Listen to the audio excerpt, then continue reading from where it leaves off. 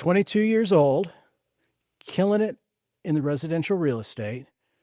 You own a promotional printing company. Yes, sir. You have a team of how many agents? We're 11. Our organization's 11 now. 11 agents in your organization. Yes, sir. Okay. This is going to be a great talk. Thank you so much, Jonathan, for joining me today on Modern Real Estate Marketing's podcast. I wanted to get Jonathan in here. I met him, probably 6 months ago. Sir. And I was just absolutely blown away at 22 years old, what he's accomplished so far. He is an absolute rising star here in the real estate scene in Kansas City. And so I thought we'd get in here. We talk a little bit of marketing, talk a little bit of real estate, talk a little bit of branding. Yes, sir. Let's do it. Let's go. Awesome. Go. All right, Jonathan Pitallo.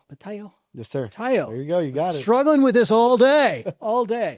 Name of your team, Jonathan. Yes. My name is Jonathan Pitallo. We're with eXp Realty. Our organization is Vive NKC. So Vive NKC. Okay. What's that stand for? So Vive means to live, right? It was a Spanish word to live. So I thought, okay, I'm bilingual. I got to spread that message. So live in Kansas City. Perfect. Sir. Awesome. All right. So at 19 and a half years old, okay, why did you get into real estate? So I got into real estate because I wanted to invest. My family's never really owned their home or anything, but I knew I wanted to be different. I said, you know what? I thought to buy a home, you needed a license. And long story short, once I got licensed, was ready to buy a home, and I realized you don't need one. So I had it. Yeah. Okay. That's why I got into it. Okay. All by accident. All right. So you got into it, and how did you go down the road so quickly then on, okay, this is what I want to do. I'm going to start building an organization to support me and to support others around me. I mean, how did that whole journey happen, and how did it happen so quickly? So it happened in 2019 while I was in high school. I started a clothing brand called Vive Brand Co. So it was just making puffy paint hoodies. Now, that's where I got my first taste of entrepreneurship. I knew I was making some money in high school, transitioned into a printing company after 2 years, but I knew printing wasn't going to necessarily take me off and go where I want to be. So I read a book called Rich Dad, Poor Dad, set the table for me, set the bar, and I saw I got a real estate invest. So all I did was take that same mindset from the printing company to the real estate and was like, this is a business. It's not just a career. And that's where it kind of all came about. So yeah, Robert Kiyosaki has made many, many, many millionaires in this country. So what an amazing book. And yeah, that's an amazing story. So let's talk about where you're at right now in real estate. So how are you, especially in today's market, it's a tough market out there. How are you finding clients? Okay. Because I'm going to make the assumption a lot of your friends, probably about the same age, they're not buying houses yet. Right. Maybe still in school, maybe working. I sure wasn't ready to buy a house at that age. So how are you going out? How are you doing your prospecting and finding clients right now? I use the word bridging the gaps a lot. So for example, a lot of people want to be at that position to where I'm going to buy a home. Then there's a younger crowd where they think, I'm not ready yet. So what I'm doing is taking where I bridge the gaps, educate them enough, make it fun and interesting. Most people don't want to go to a seminar. Why? Because they're scared. They're afraid. They see huge barrier. But if you just make it different, like real estate with a twist almost, have it like networking, little light refreshments, info, and with content, honestly, it's just you're nurturing and educating your people, because now they have the power because you gave them all the info. Now, by the time when they're ready to call you, they know exactly what they need to do. So what I'm doing is just educating our people and empowering them when they're ready. Okay. So outside of social media, your education piece, I assume you're alluding to, you're doing live events? Yes, sir. Okay. Yeah. Explain those. What do those look like? Because you said you're doing it with a twist. So I'm curious what that looks like. So the twist for us is we're making it in a neutral zone. Most people have it where, a bank, the brokerage, you're already limiting to people that aren't willing to go there. They're scared, but you make it at a local bar, you make it at a venue, a lounge, wherever, and you're going to say, hey, look, go meet other like-minded individuals like yourself or where you want to be. And we're going to have light education. You make it fun. You have drinks, you have refreshments, you have food, and you see everyone just start networking. They'll meet others that are in the same path that they're at currently, and they now have a running buddy. So we're doing networking events. We did our first one. We had about 85 people that registered and attended. I believe some got through the gaps, so we had maybe about 90 total. But it was our first pilot one. No marketing, just sphere of influence. I didn't even touch email yet either. That was just Instagram and Facebook, not even TikTok. Yeah. So what did that event look like? Because, and this is what I want to try to drill down on, because so many agents, when they're thinking, okay, education, live event, I'm going to do the typical home buyer seminar or the typical investment seminar. People are going to come in, they're going to maybe grab a slice of pizza, grab something to drink. They're going to sit down and then they're going to listen to me talk for an hour and a half. But it sounds like the way you're describing it, there's more to it at that, because you're talking about networking and different things. So paint that picture for me. What did that event look like? So that event, honestly, we had a couple of speakers, just light education in terms of, look, you want to become a real estate agent or an investor, this is the event for you. We're going to have strategies, light, where you could do your own research. They could just take pictures, go home and get dangerous. But we give them all the resources so then they could do their homework when they're ready. Who are they going to call? They're going to call us. Yeah. So that's what it was. At the end, we had, music. It was uplifting. You had business owners connecting, investors, agents. I invited all agents. Like, I did not care. I was like, this is an event for the community. Okay. Awesome. Yes, sir. You're doing other community-oriented activities, aren't you? Yes, sir. Yeah. Very involved. What other things are you doing? So I'm involved with the Hispanic Chamber. I'm an ambassador there. So we'll hold events after hours. That's kind of where I got a lot of these ideas from. The Overland Park Chamber, on different committees, the schools. I'll go to the high schools. I'll speak in front of 300 to 500 kids about entrepreneurship, share my journey, leave my 2 cents on what they could do in high school to get them ready for the real world. That's awesome. Yeah. Yeah. So, that's fantastic. I love it. So what I'm gonna make an assumption, but I'm not gonna voice my assumption yet. Okay. What is your number one favorite thing to do right now to grow your business? Is it getting out there? Is it community? Is it networking? Is it those events that you're speaking at? It's networking. So I've been doing networking for about 2-3 years now. I originally approached the Hispanic Chamber at 17, talked to them, and they kind of got me under their wing and started putting me in these rooms. But I didn't do it with intention. There's a huge piece where you're just meeting people, but you're not capitalizing or helping anybody. You're just meeting people, right? So I learned to flip the script real quick, and not only that, start capitalizing, but also record it. Document, not create, right? So start documenting everything, just throw up a phone and start recording your day, and people are, what is he doing? What, I could do that too, instead of, having a script, just letting it kind of flow, just like our conversation right now. Yeah. Yeah. Okay. So for real estate agents out there that know they should be doing more networking, know they need to be getting out in public more, meeting more people, but they're introverts, any tips or tricks for them? I think most of the time we all have good conversations with our clients and with our community, but the moment we feel a camera, we just break down. So I just say, ignore it. Don't even act like it's there. I think just have the conversation like you're by a consultation, do it over Zoom.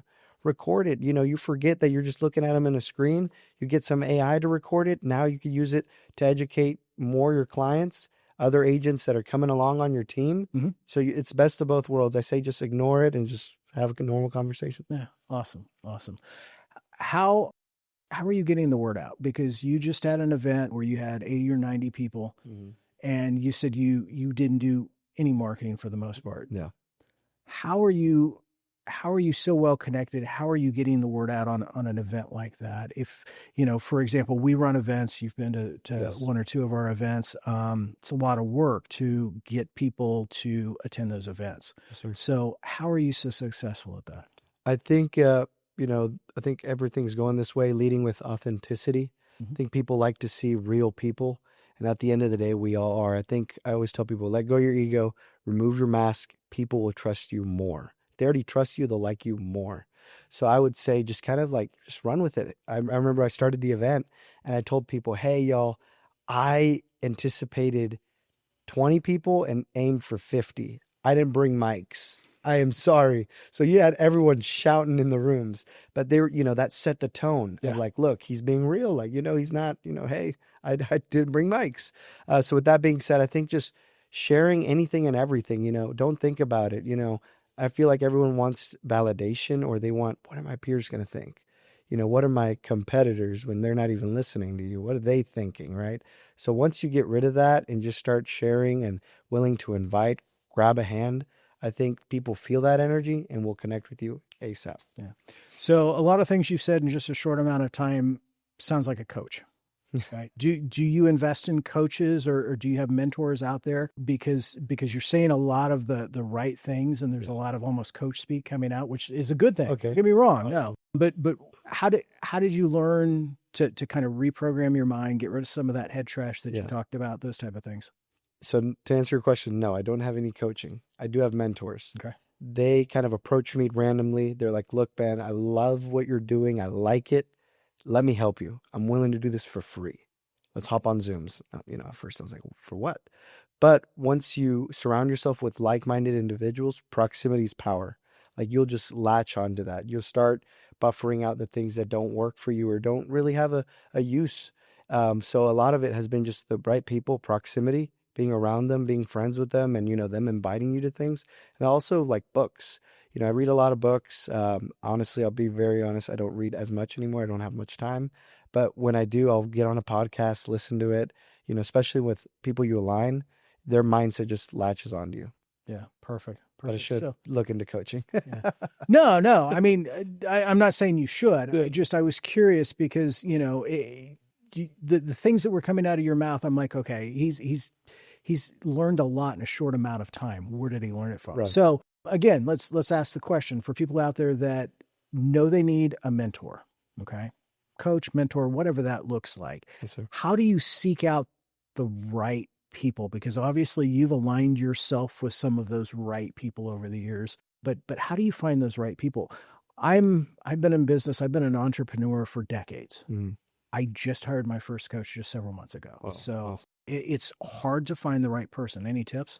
I would say my uncle said this a long time ago. He's like my dad, my father figure. He said, listen to what everyone says. You have two ears and one mouth. So listen more than you speak, right? So whether or not you agree with it, just listen to it, give your input, and whatever you don't like, just throw it away. You build your character off of that, right? You're starting to build your personality. So I would say, if you're looking for someone, just see who you align with, what they're saying, and if it makes sense and you feel comfortable, ask like, hey, what are you doing? Like, do you have a coach? Or where did you learn that? Just like you asked me.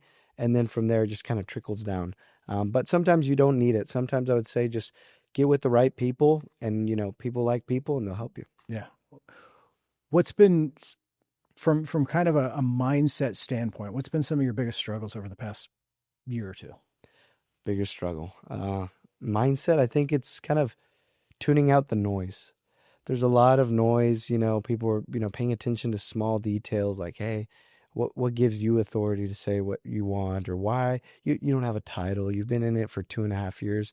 And so I think, to me, it's like just blocking that out, because you're going to get a lot of it. Yeah. But you're also going to get the nice part of like, hey, keep going, man. I don't know you, but it seems like I know you. Just keep going. Or you get the opportunities from someone that cares, that was watching for a long time. They're not maybe liking your stuff, but at the right moment they reach out, and that makes it like all fulfilling, because they've been watching you, and it's like, oh, now they felt the need and almost a connection to be like, yeah, let's do this, keep going. So that's almost like a reassurance of like, you're doing things right. So you said trying to block out the noise and things like that. And it sounds like maybe struggling with a little bit of, I don't know, imposter syndrome. I don't know if that's quite the right term. Have you had people then that we'll use the term haters, is probably the most common thing, but have you had people that have kind of tried to bring you down?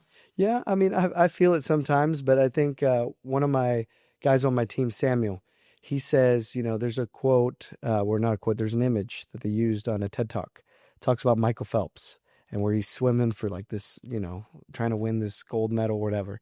Long story short, if you look at Michael Phelps, where is he looking at? At his goal, his target. What is the guy next to him looking at? At Michael Michael Phelps. Phelps. And so that's the story I use, is like, just let's go for our goal and keep going. Yeah. So just today, I was grabbing some lunch before you came in, and I at Chipotle, and listening to a video, and the video said an athlete is never going to criticize you for exercising.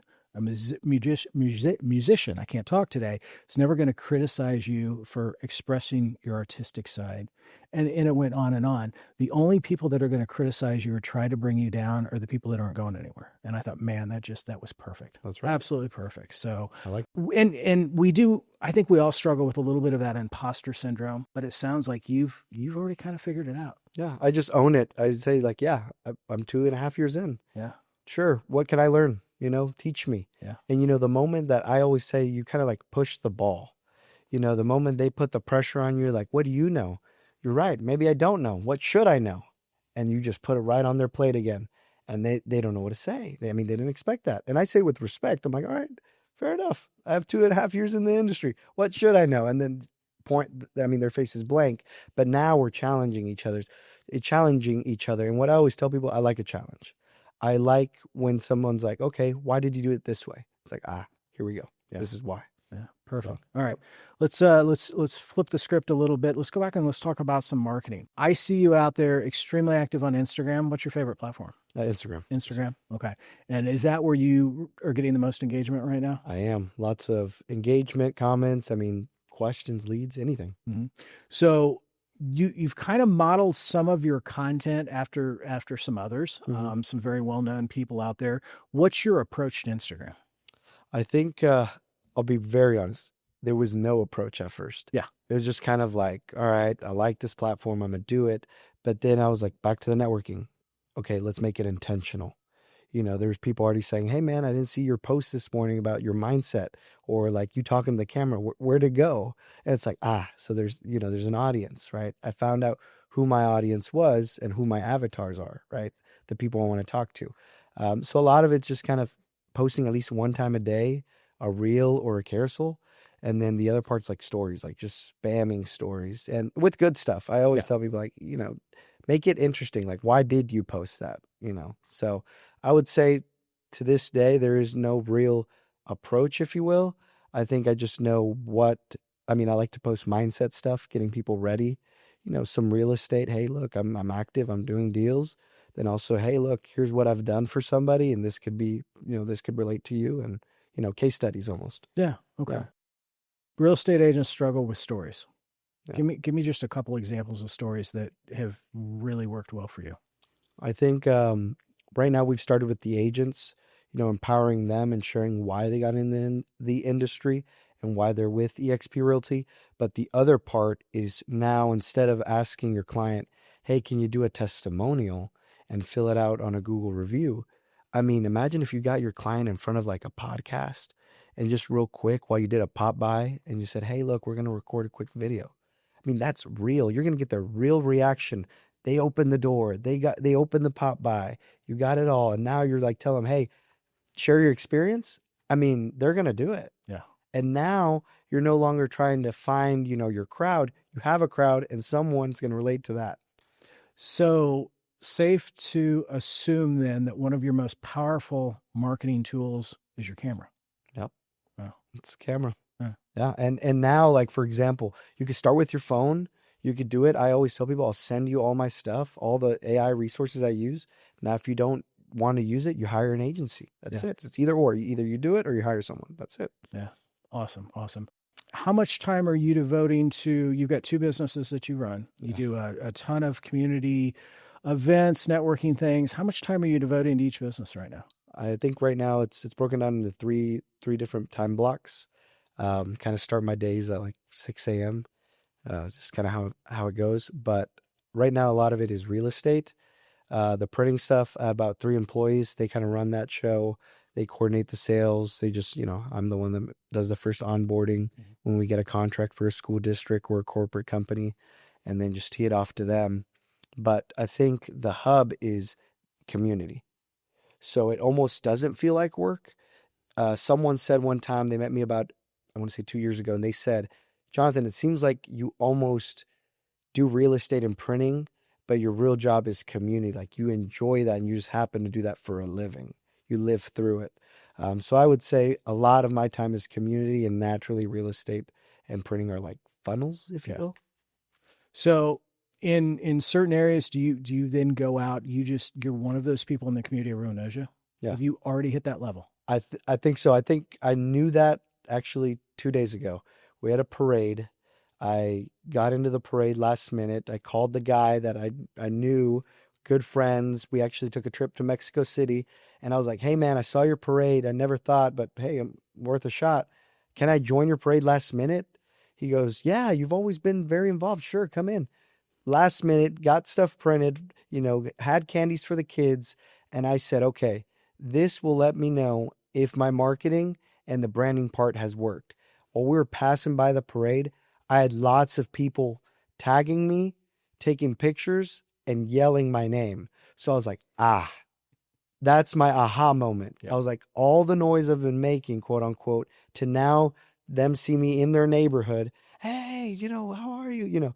That's how you know it's been working. They remembered you. They saw you. They had trust to say your name. That's to me was my like, bam, I'm getting around the corner. Yeah, that's awesome. Yeah, keep your foot on the pedal. Just Yeah, keep going. there you go. Just keep going.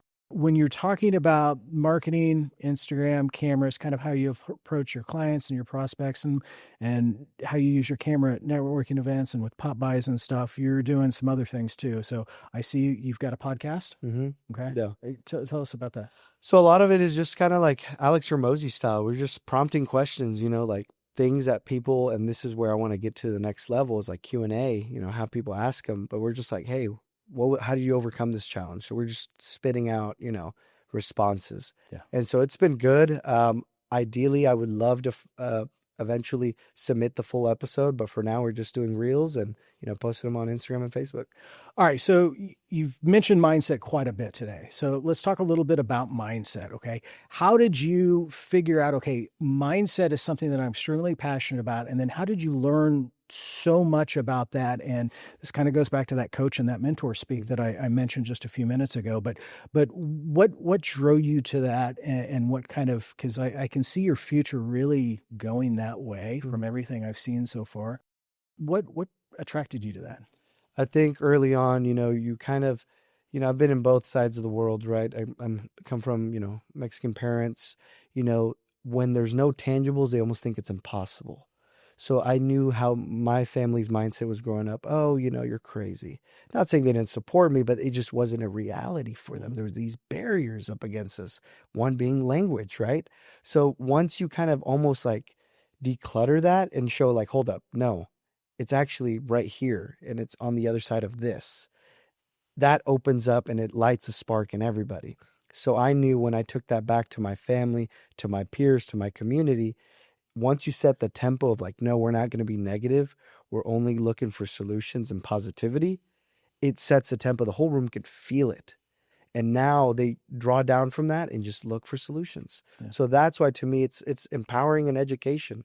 Like, let's get rid of that and let's look at the other side. So that's why mindset is really important for me. Yeah. Do you work a lot with your team then to help them with their mindset, help kind of coach them through challenges that they face? Yes, sir. I do. So a lot of it, and I'll be honest, I'll tell my team, look, I am your mindset leader, coach. I'm not big on like, we have a mentor on our team that helps them with the production, those questions are TC. I'm more so, I'm setting the tempo. There's a solution. Here's how I overcame it. Here's the steps so you can do it. Yeah. And that's it. We have our calls at 8 a.m. on Fridays. I always say Fridays. Why? Because that's where you could really have the weekend to reset and refresh your mind to get going on it, right? No excuses. Why wait Monday? You got Saturday, stuff like that. So we do it Friday. We have our 5-minute funerals and our 5-minute celebrations. What went wrong? Let's celebrate why it went wrong. Great. All right. Flush it.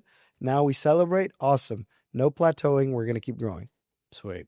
How are you attracting agents? And then are these agents coming to you with experience, or are these new agents to the real estate? It's a mix of both. Okay. A lot of them have entrepreneurship backgrounds, and I'll be honest, that's who I want to work with. Mm-hmm. Coming from a different, setting can kind of be, a challenge to overcome. There's barriers there, but I align myself with a lot of entrepreneurs. They may be contractors, investors, they own a small business, a restaurant or something. They want to invest into real estate. They want to flip the book. And yeah, I mean, a lot of it's just they're reaching out. They're like, "Hey man, I saw your video.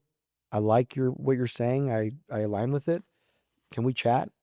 And then some of them, I'm actually like, I would use the word I'm rescuing, these broker owners that are struggling, because like you mentioned it earlier, it's a tough market.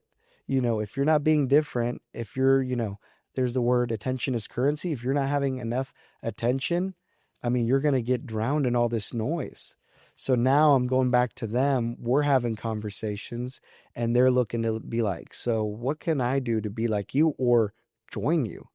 And so I'm helping 3 broker owners right now, which I won't mention, but again, they understand real quick what I set the tempo, let go of your ego. There's brighter stuff on the other side. And so just kind of like that, collaborative mindset, abundance instead of scarcity just I run with that. Yeah. Awesome. Yeah. So social media, you're not only attracting agents, so it's an agent recruitment tool. I assume you're getting quite a bit of real estate leads from social media as Yes, well. sir. Yeah, I do. I get a lot of leads. Obviously, we, pay for our leads and stuff like that, but a lot of it has been organic. And I really believe on that because imagine, now your conversion rate is even better. You educated them so much, you provided so much value, so much events, different things that they could take home. So when they're ready to talk to you, I mean, you're doing half the work. It's half the battle is already done.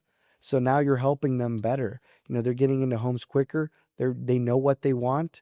And your agents appreciate that. You're empowering the client and the agent. Yeah. How much of what you do is on the real estate investment side?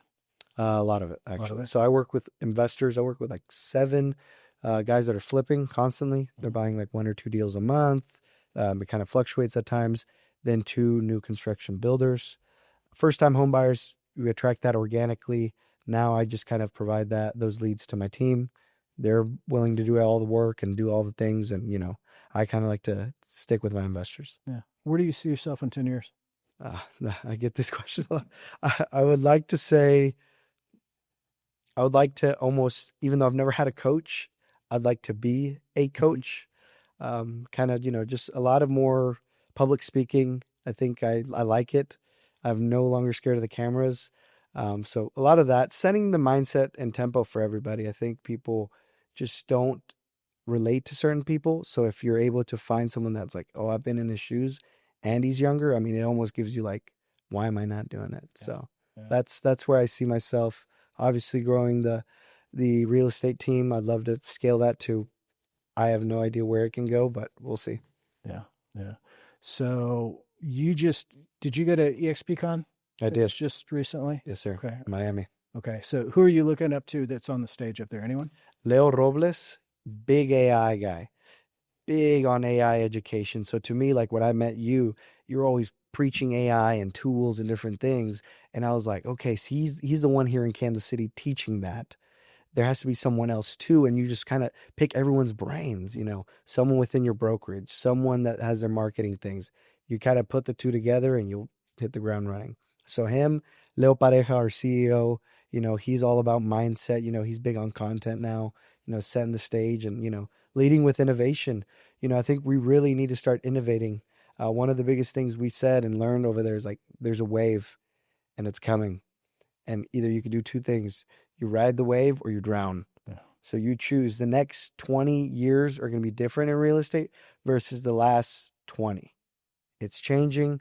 I just said it on a story that I posted on my Instagram.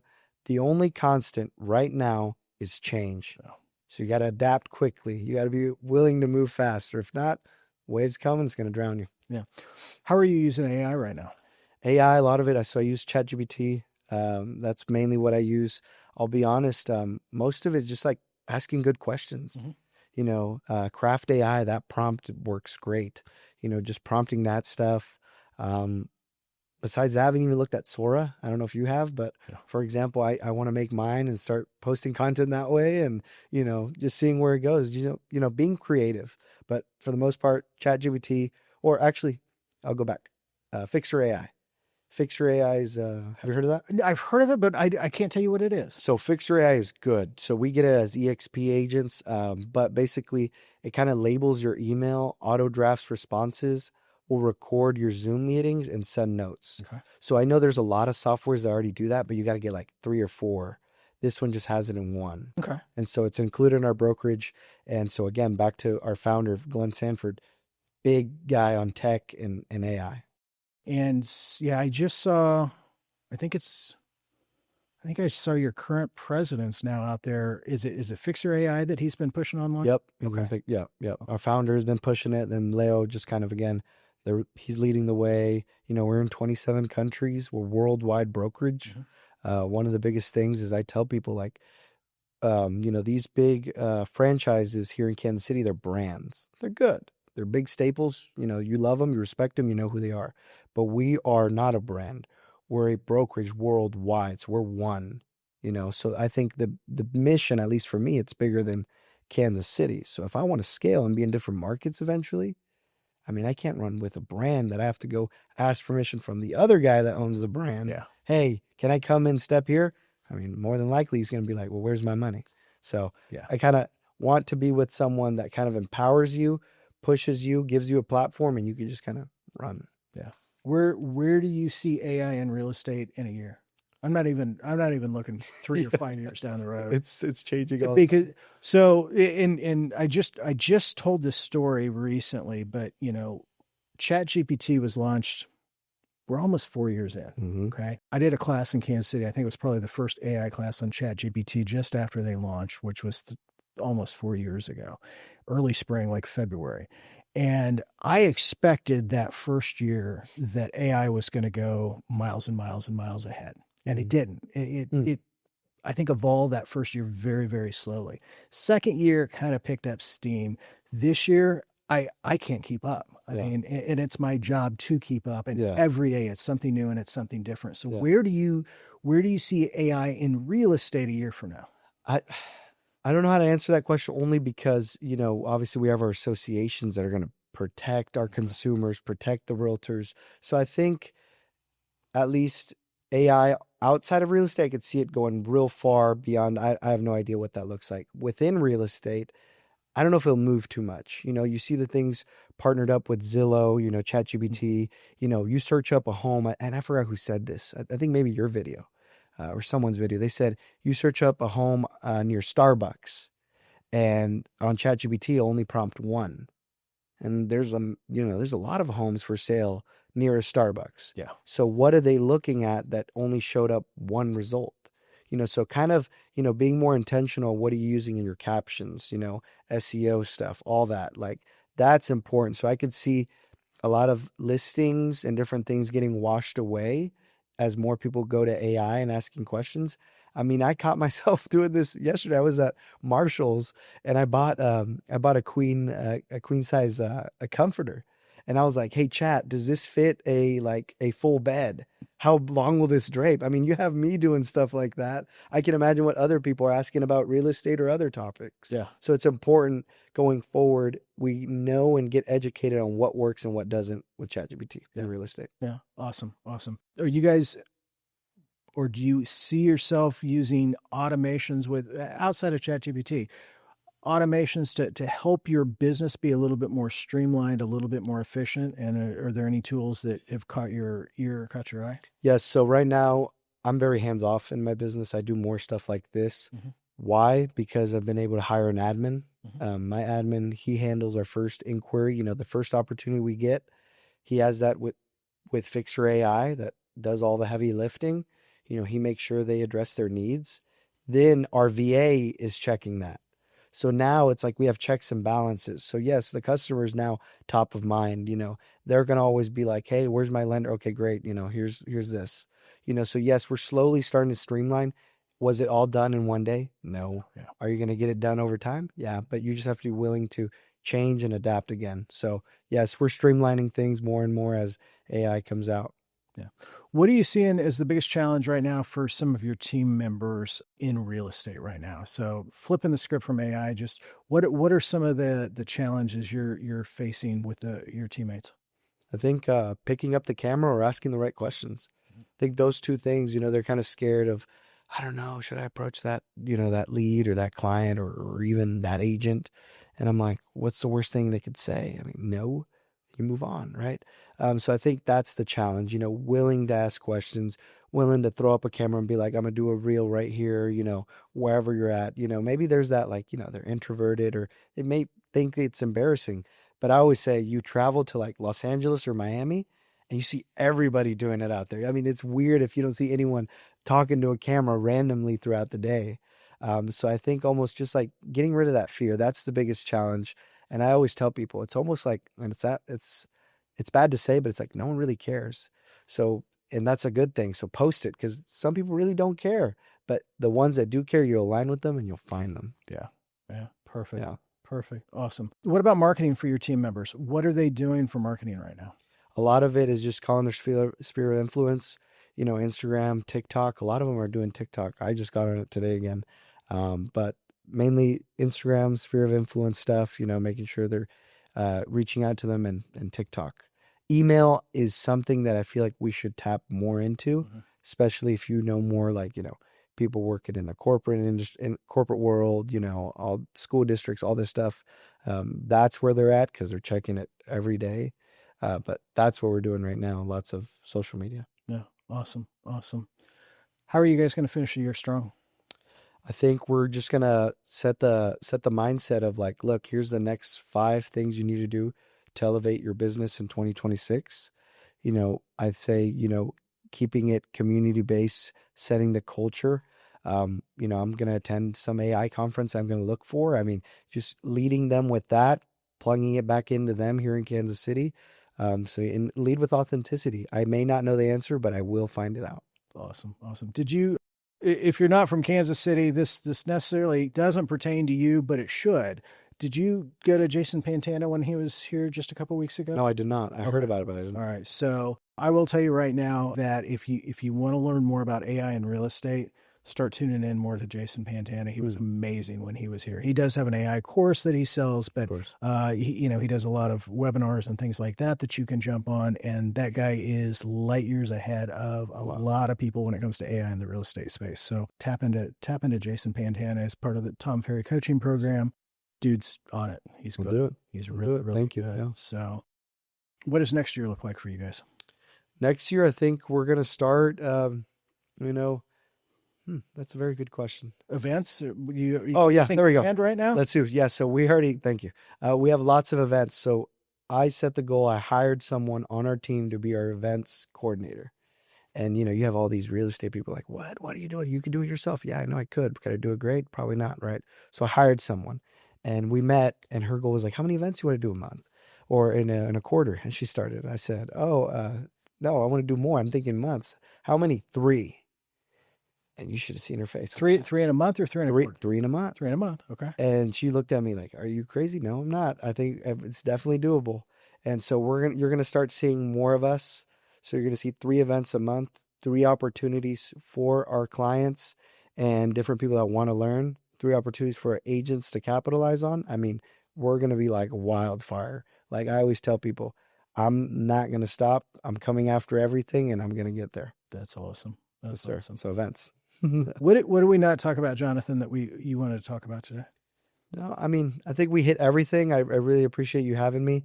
I think one of the biggest things is just like leading with authenticity, being really authentic, take off the mask, maybe get rid of the scripts, almost just kind of have bullet points, be real. I always say it's like a conversation you're having, ignore the camera, block it out, and you just be natural. So I think if you implement that in your business and create a brand for yourself besides real estate, don't make it about real estate all the time. People will love you, people will come to you, and they want to work with you. That's gold. That's gold. So I've got to ask the question. We're in a really, really screwed up time politically in this country. So for the people that take what you just said as permission to go and be a little too authentic, how would you handle that? And what I mean by that is just posting some stupid stuff that's actually going to hurt their brand in the Yeah. long term instead of help their brand. Yeah, I think you have to be careful. Really be careful. It's almost like a neutral zone, you know? And you know, some people they may want that, and that's who they want. It's who's your avatar, right? And it's kind of weird spot to point it out, but it's like who's your audience? You know, I would say stay away from it. Share, you know, your family stuff, you know, you're at the grocery store, you know, real things because now people relate to you more. So I would say just kind of fray away from certain things, or maybe for someone I know content people that love to talk about it. And, you know, that's okay. That works for them. Yeah. Yeah. Well, and I say politically weird, crazy world that we're in. It's not just politics. It's politics. It's religion. I Yep. mean, the list goes on and on and on. But I do think that some people, they hear what you said, because I've preached authenticity for years, but they use that as an excuse to do some really stupid things. And, Yeah. you know, you can ruin your brand Yep. in a second. Yeah. I always tell people I don't post like garbage. Like, I think, what are people going to take from this? Are they going to be like, that just piggybacked what he said when I met him at a coffee shop? That aligns with him. You know what I'm saying? You know, things are giving inputs so then they could get outputs versus something that they're just going to look at and be like, why did I just watch this? What was this? Like, it had nothing to do. So I think that, you know, just putting out good stuff for good people. What about, so on the authenticity piece, are you vulnerable online? And so do you share things that, you know, when you've got a bad day going on, or those type of things? Yeah. Share your losses and those type of things. I do. So I do that more on the podcasts. I won't do it necessarily on the stories, Okay. but I do share the losses. I mean, I always tell people I'm proud, you know, my printing company, you know, 2-3 years ago, we're losing money left and right. I still have inventory that we didn't sell through the clothing brand, but I think you're overcoming it. I think I always tell people these are first world problems. They're not the end of the world. You still know what you know. And at the end of the day, things could go south, but they can't take away this. Yeah. You know, so you could just hit the ground and just start from there. So I say, yes, I do share a lot of the losses. I will be doing more of that on TikTok now. I think that's the platform to be raw, authentic, you know, unedited, whatever you want to do. And just, you know, that's how you'll get views. Think about how the algorithm works. It pushes out people that have no followers, but they just did something that everyone's like, oh my gosh, that was kind of funny. And they have like 2 million views and likes. So that's my goal. Just be raw on that and just share everything. So you're going to have different content for different platforms? Yeah. Cool. I think you have to repurpose everything. Yeah. If I post the same reel on Instagram, Facebook, and TikTok, they won't do the same. You know, so you have to take that one mindset version. You know, you have your Instagram version, take it, you know, do some with it, repurpose it for TikTok. Yeah. Are you doing all your own content, editing all of that, or you No. got help? Good. Yeah. Yeah. I was Sure. going to say, there's only so many hours in the day, and it sounds like you got a pretty full day to Yes, sir. begin with. So Yeah, you have to invest. Oh, awesome. Awesome. So a real rising star, not just in the real estate world here in Kansas City, but a real rising star in the community here in Kansas City. Where can they find you online, Jonathan? Jonathan Pitallo, Instagram, Facebook, TikTok. So Jonathan, Jonathan, Pitallo, Pitallo. Find me on everything. You can search me up on Google. You'll find articles there too. Yeah. I'm going to check back in with you in a year from now, maybe get you back on the pod, hopefully. And let's see how far you've come just in one more year. I'm dying to know. No, it's funny you say that last little segment. I actually yesterday watched with my now girlfriend, and I know most people don't like to mention marriages or anything. My now girlfriend, she asked me something very important, and this is why I kind of aligned with her. And I knew she was kind of the one that was like, let me do this. Because she said, I know you enough, but I don't understand why you're the person you are really. And she goes, I want to know that. And I was like, how do I answer this to her? I can imagine people like when they have their wives or husbands. I went back to my old podcast videos from 2-3 years ago and we watched them. And she was like, you're living that. I didn't know you went through that. So it's funny you say that because now I will use this in the future. Same thing, revisit what happened, what didn't. And, you know, you just put a little button on it. So that's awesome. Yeah. There's a coaching program out there that at the end of the year, they have all of their students. It's a real estate coaching program. They have all of their students write a letter to their future selves. And you put the letter in an envelope, you seal it, you put a stamp on it, you give it to your coach, and your coach a year later will mail that to you. Oh, wow. So you're just doing that in the digital age. That's pretty cool. There we go. Yeah, you're using your videos and leaning back on that. I love it. I love it. Jonathan, I appreciate you coming in today. Yeah, thank you. Appreciate you spending time here, sharing some vulnerable stuff, but giving us an insight into how you're approaching community. And I can't wait to see where you go next. Yeah. Thank you. Awesome. All right, Awesome. brother. Thank you, man. Yes, sir. Thanks. Guys, thank you for tuning in. Until next week, have a good one.